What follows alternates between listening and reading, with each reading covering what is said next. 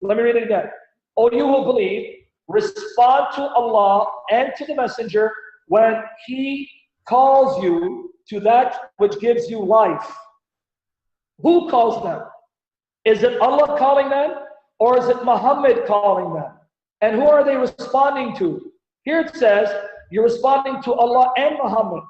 But hold on, if I'm responding to Allah and Muhammad, why is the verb singular? He calls you. Why didn't it say they call you? What's going on here? You guys see what's going on? I want to see in the comment section. How many people are getting this? Why is the verb, he calls you, singular, when it talks about responding to the call of two, Allah and His Messenger? What does that show you? What does that imply? Because when Muhammad speaks, Allah speaks, because Muhammad is the human voice of Allah. Right. You catch it? Mm-hmm. So I can understand using singular verbs, pronouns, participles, when speaking of Jesus and the Father together. Because Jesus is one with the Father in essence and nature, and just as much God as the Father is. But for the life of me, I cannot understand why singular verbs and pronouns would be used in reference to Allah and Muhammad when Muslims want to convince me Muhammad is a man, no more no less. Mm-hmm.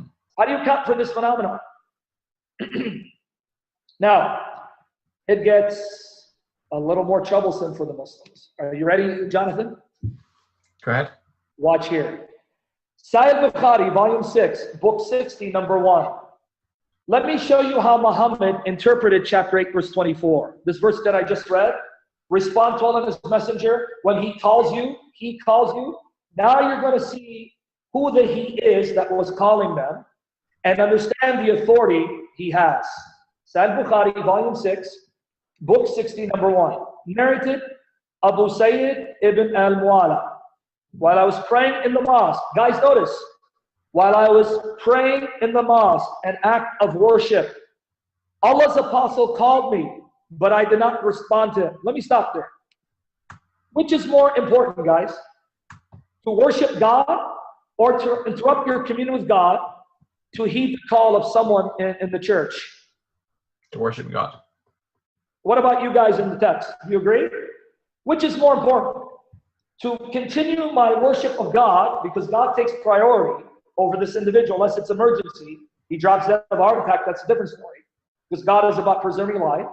Interrupt my communion with God to heed the call of this man, or continue my communion with God and make him wait.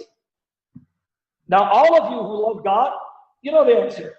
He can wait, because he doesn't take priority over my worship of God. Okay, well, watch here. Let me read to you what Muhammad said. The man did not respond to him. Later I said, oh Allah's apostle, I was praying. Notice Muhammad's response, guys. He said, didn't Allah say, give your response to Allah and to His apostle when He calls you? You guys catch it?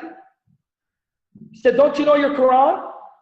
Didn't the Quran tell you that you respond to me immediately when I call you?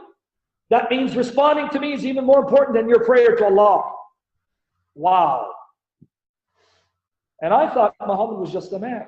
And Islam has no middleman, no mediator. Let that sink in for a minute. Did you understand what Muhammad did? Do you understand what Muhammad did? When the man said, oh Allah's apostle, I'm praying. Didn't you teach me to worship Allah? You're the one who said we need to worship Allah.